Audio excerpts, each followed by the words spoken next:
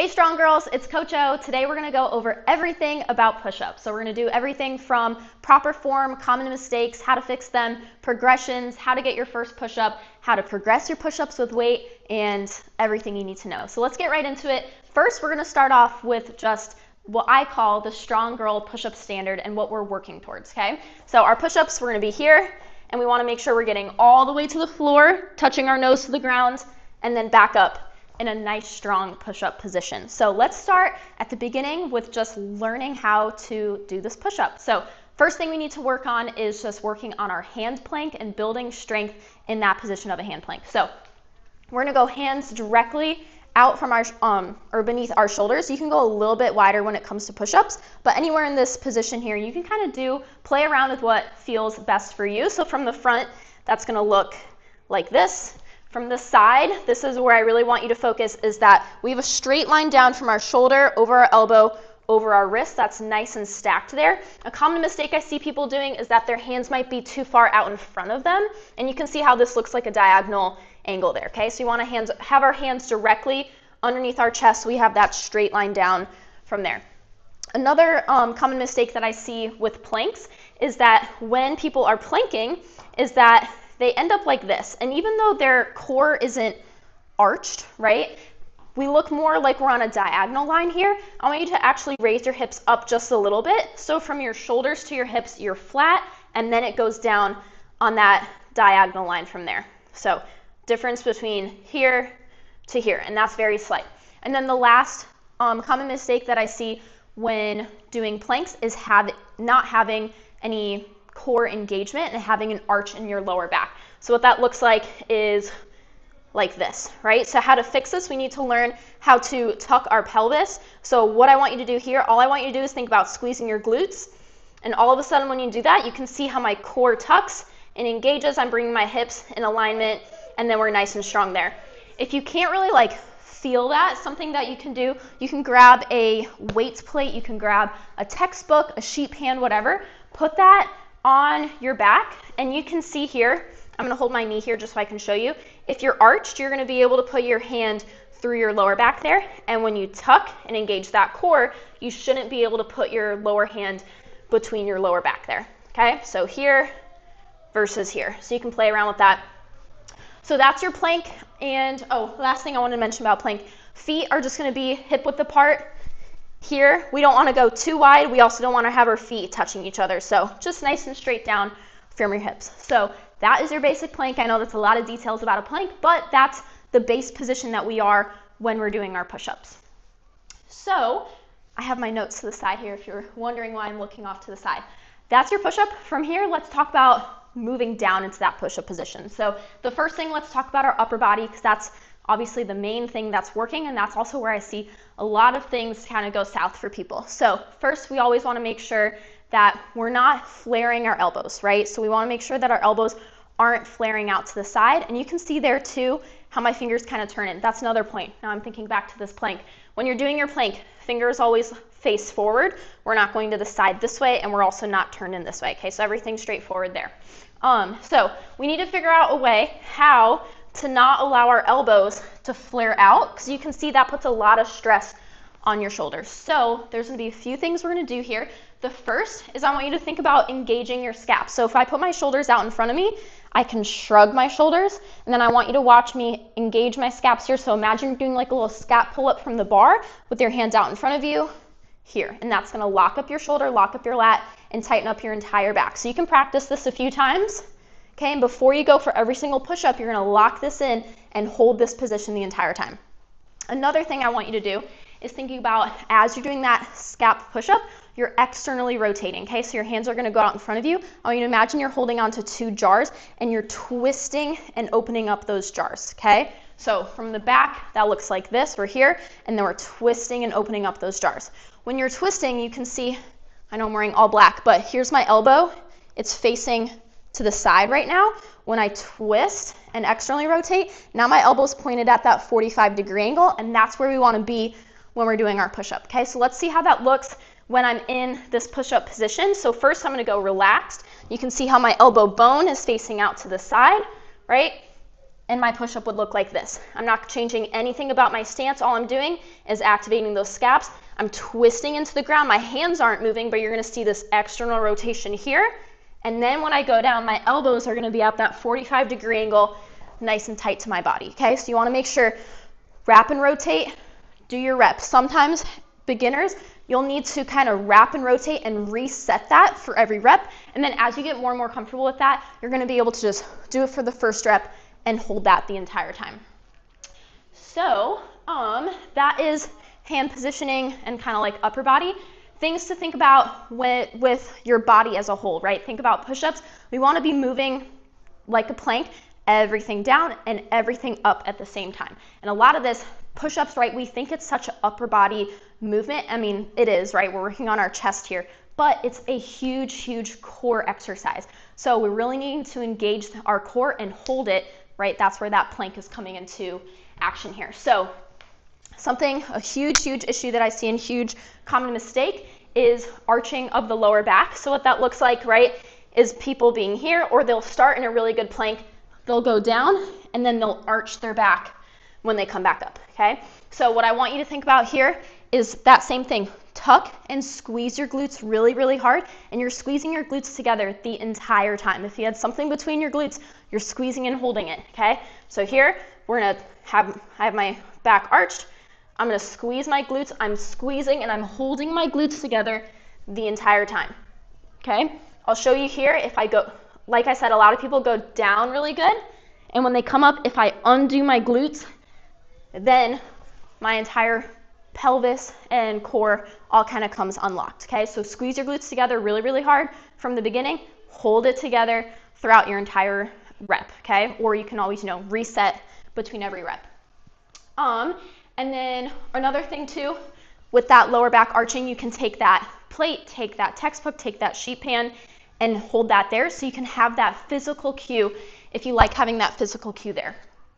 And then another common mistake that we'll go over is kind of coming up and doing the worm or looking like a seal, okay? So what that kind of looks like is people will come down here, everything looks good, and then on the way up, they kind of roll and arch like that, okay? So this one, I want you to think head down, hips up, because what's happening is that you're kind of like rolling up with your chest, but you're leaving your hips below and you're losing your core, right? So what I want you to think here, right, what's happening is your chest and your head comes up first and then your hips follow. So I want you to think leaving your chest and your head down and getting your hips up first, and that will usually help people come up in that straight line. Okay, so little things you can kind of think about there. So I think I've kind of covered everything with the push-up here. Push-ups are really hard, so let's kind of talk about some progressions here. All right, let's talk about some push-up progressions. If you can't do push-ups from the floor yet, this is where you're gonna start. So you can elevate your hands on a box or a bench. And so from here, I'll kind of walk you through this. We're gonna put your hands right on the edge of the box here. So I kind of want your palms to be right on the corner. I don't want your hands completely on top because you're gonna kind of slip away from that, okay? So edges of your palms here, do not loop your thumbs around. That's gonna really hurt, so keep your thumbs here. And then again, fingers forward. And again, we're hands underneath your shoulders or just a little bit wider from there. Setup wise, I want you to kind of put pressure over your hands so you can feel that your chest is over the box here. And then you're gonna walk your tippy toes back so you're in your plank position.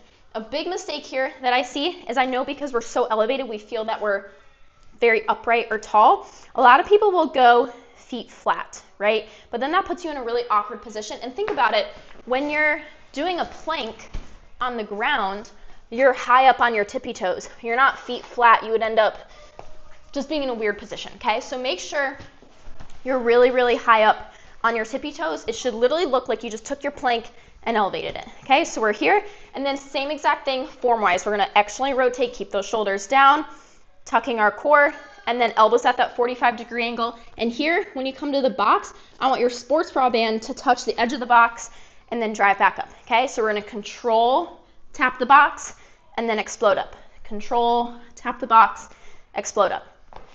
As you can see, as I mentioned, we have the pull-up guide down below, and that has like all the rep ranges. We're working between 4 and 10. So I want you to get 10 reps at this level, and then from there, you'll make your box or your bench lower, and then you're gonna drop the reps down, maybe only get 4, 5, or 6 here, and then we'll work at this level until we can get to 10. Again, make it lower, lower, lower, lower until we're at the floor.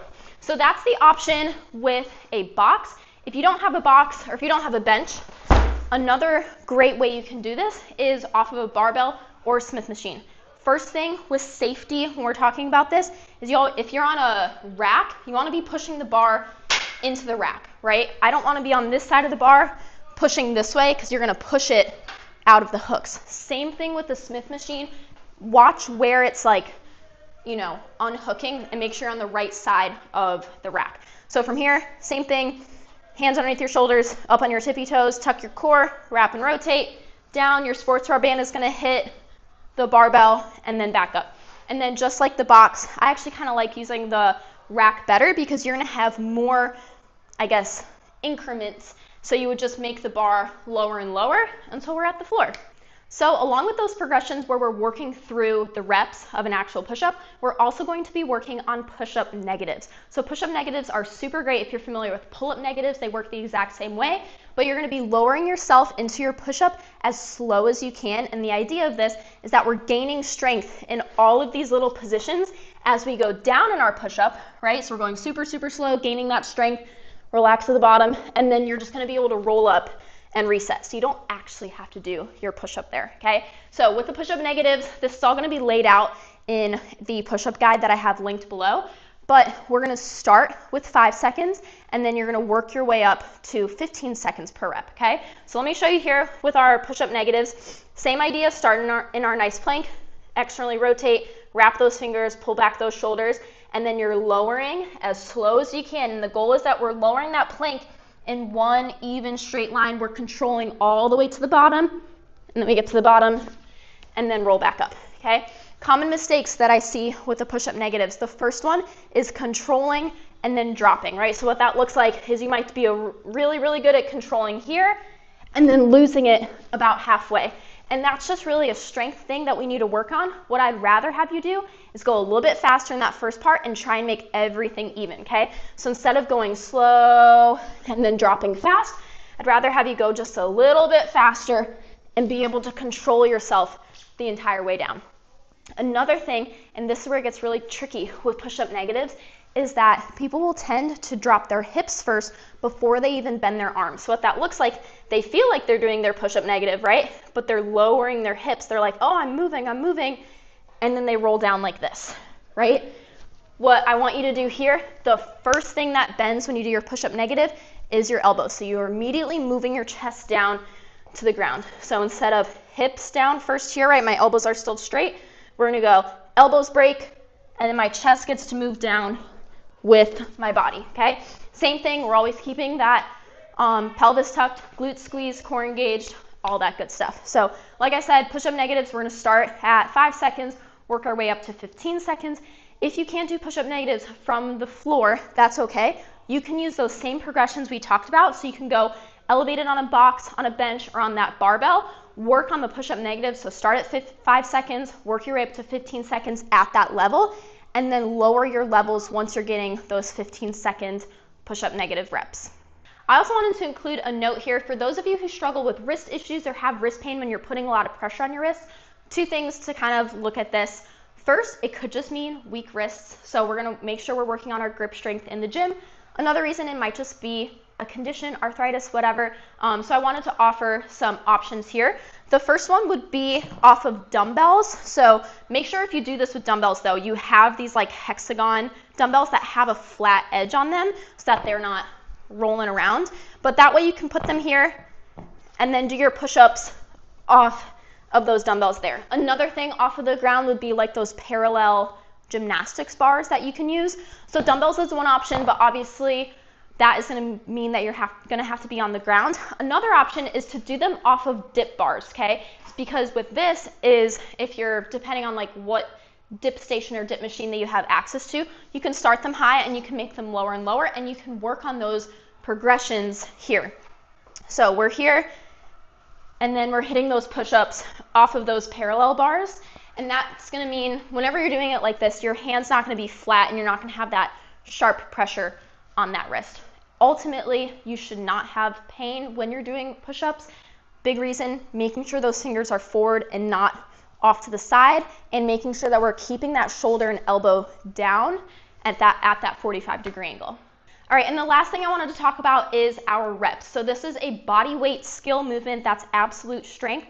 So when we're dealing with our reps here, it's not gonna be the same reps every single set that you do, okay? So follow this chart that I put in the push-up guide, but the first round you do, because we're going for max effort and max reps, you're going to get the most amount of reps in your first set. So your first set might be 6, and then sets 2 and 3 might be 4 or 5, right? If you can do more in sets 2 and 3 than you did in set 1, you probably didn't go hard enough in set 1, okay? As you progress throughout the weeks, right, it's kind of confusing to kind of explain it all in just one big video here, so please look at this chart. As you progress, the reps might go 7, 5, 5, 7, 7, 6, and then 9, 8, 5, whatever, right? So the first one's always going to be the most, and then from there. But as long as you're working with good form, quality reps, and really pushing it, you're going to make progress. I hope this video helps you along your push-up journey. I'm so excited to see how you progress. Keep me updated, post on Instagram, tag me, and I'm so excited to see your push-up journey. Again, don't forget, go to the link below. I have that push-up guide that has everything you need to kind of guide you through your push-up journey to getting your first push-up or getting more push-ups with weight. Have fun and stay strong.